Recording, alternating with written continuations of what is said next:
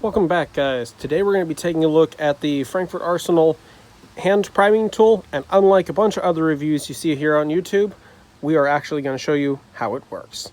Stay tuned, we're going to get started.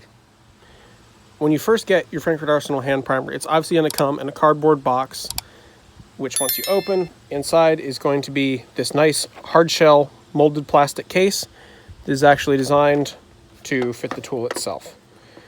Pop these two latches, and you'll see inside the lid is the primer tray itself, which we've got here.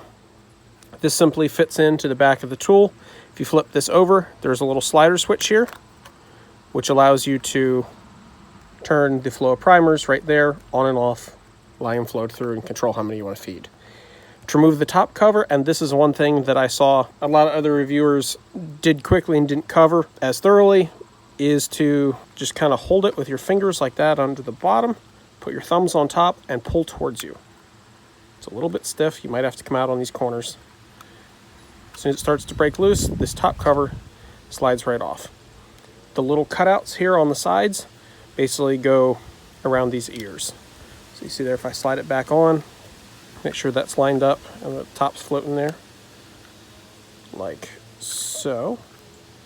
I just push forward, and that clicks right in, and those curved pieces click over the corners. So that's the top cover. We will also see, and these may be on the top of that or on the bottom, a couple different pieces of paperwork. That's basically the manual and the usage instructions. And then this part here we'll be referring to today.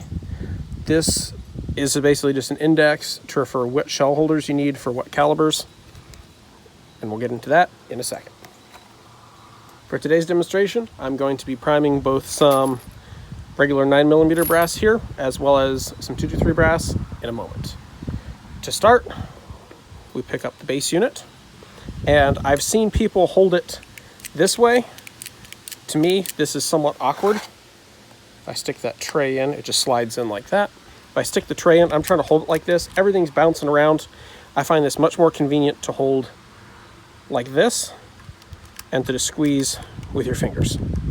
You can see this little bar here pushes up on a ram. When you do so, it pushes up the primer punch there in the center. Now, what makes this different from a lot of the other hand primers on the market is you can actually vary the priming depth by turning this adjustment wheel here. And for sake of demonstration, let's adjust it all the way down. You can see there, it's barely coming up above the surface of that shell holder. If I turn it all the way back the other direction, it comes up much further. A little bit hard to pick up on camera, but there's a significant difference there.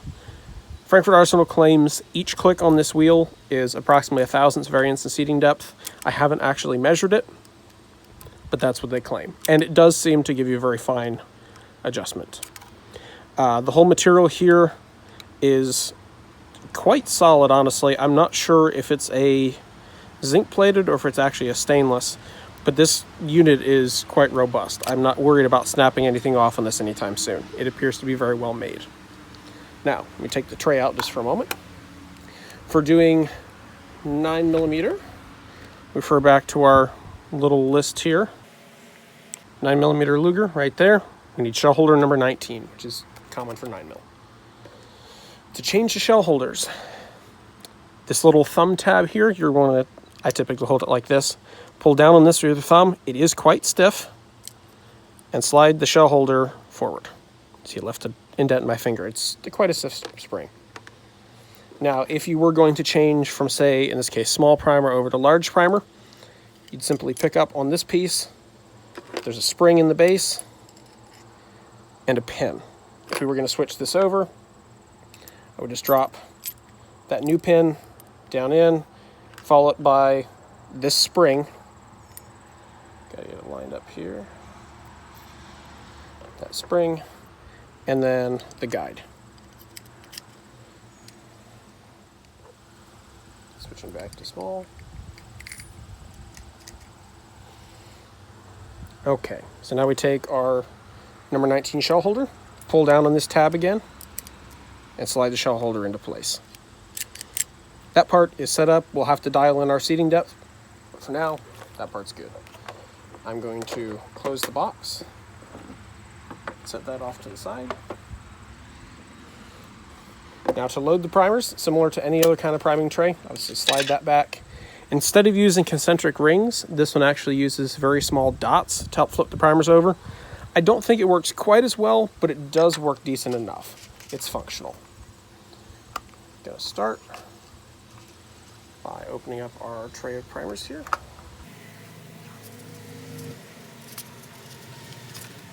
There's our sleeve 100 primers. Now make sure this is locked into the off position here. Just gonna take this, set it upside down, and flip the tray. Set these to the side.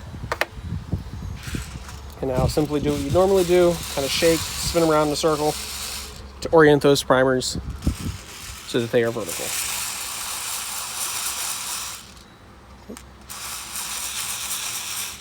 Like I said, with this one, it doesn't always get them upright. I will say this is probably one of the weaknesses of the design, but it does work rather well if you want to go through and flip them over by hand.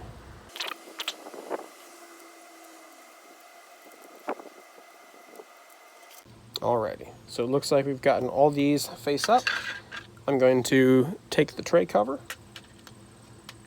drop that down over it, and again, these little ears we want to go down over. Just slide forward, like so. And now because this is turned off, I can tip this downward, and those primers are ready to flow into the feeding device. I'll take the main body of the tool, a little notch there, it's just like a little rubber cutout. We're going to slide that in, make sure our cover's on nice and secure. Tip this downward, and then reach underneath. White tag there, if you guys can see it, grab that. And slide this towards the rear. Better view there from the top. That turns on the primer flow and allows them to come in. Now you see there, those two are trying to come through at the same time. I like to shake it a little bit, and then if you gently squeeze the lever, you can see we have one there that's ready to feed. Now, time to start priming. To start, I'm just going to grab a regular piece of brass here, slide it into the shell holder. I like to tip it down so I have a constant flow of primers. You do have to hold the piece of brass while you're doing this though.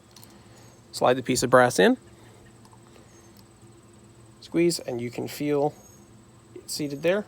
I'm going to let out part of the way on this so I don't want another one to feed in here just yet.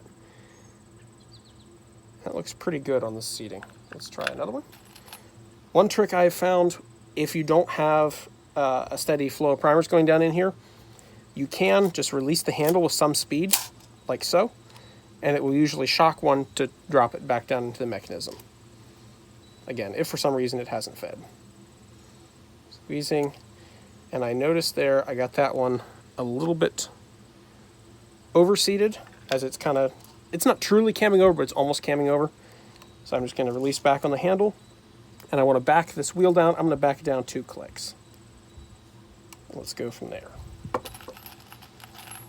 See, I didn't release the wheel fast enough. I'm just going to do that. That has another one there ready. That felt perfect. Got another one ready to feed. Slide this in and squeeze.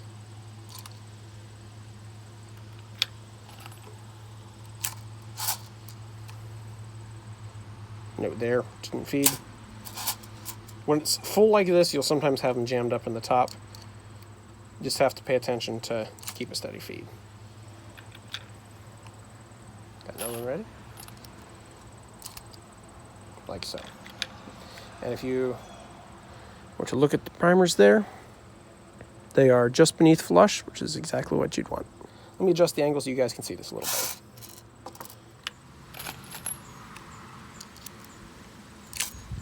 The level of feel and finesse you get with this now definitely makes sense to me why a lot of the old timers prefer to hand prime their brass.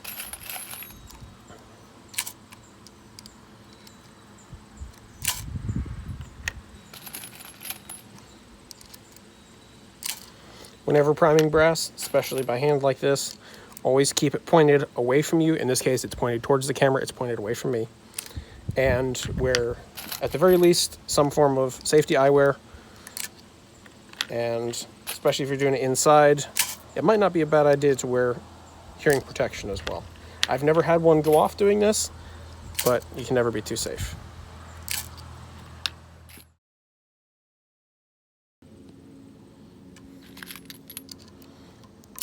And last 3.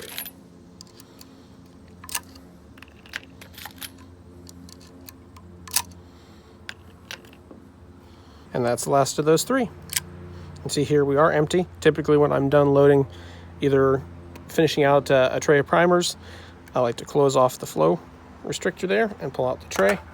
Obviously, look down in the end there. It's definitely empty. We have nothing else flowing through. Now it's time to switch over to doing some 223. When preparing to load 223, the first thing we're going to have to do is switch shell holders. So I'll open the case here, take a look at our little cheat sheet, and see if they have it. Looks like just pistol cartridges on the first page. So open here. 223 Remington, we are looking at shell holder number 4. We'll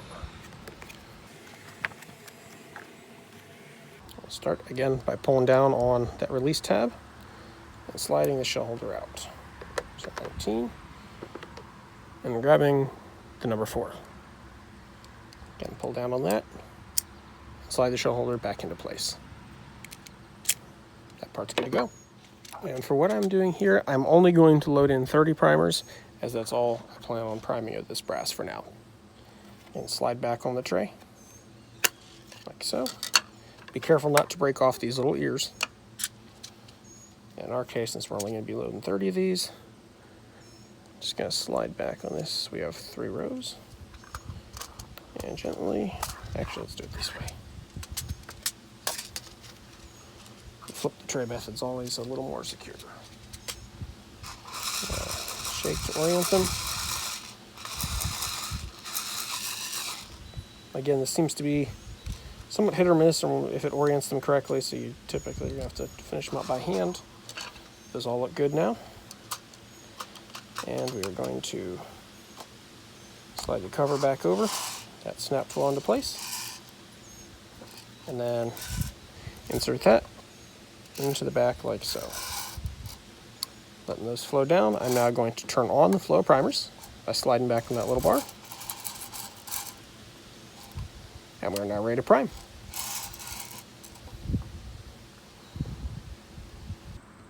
Alrighty, let's get started.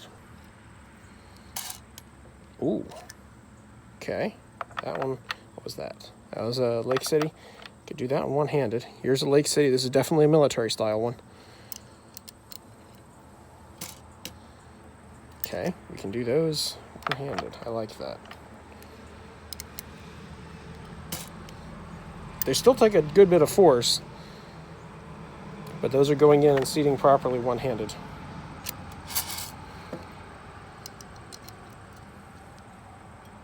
Oh, spoke too soon. Oh, took 2 hands. Let's keep going on these. Again, that one's a Federal, also crimped. Okay, that one probably wouldn't have needed 2 hands.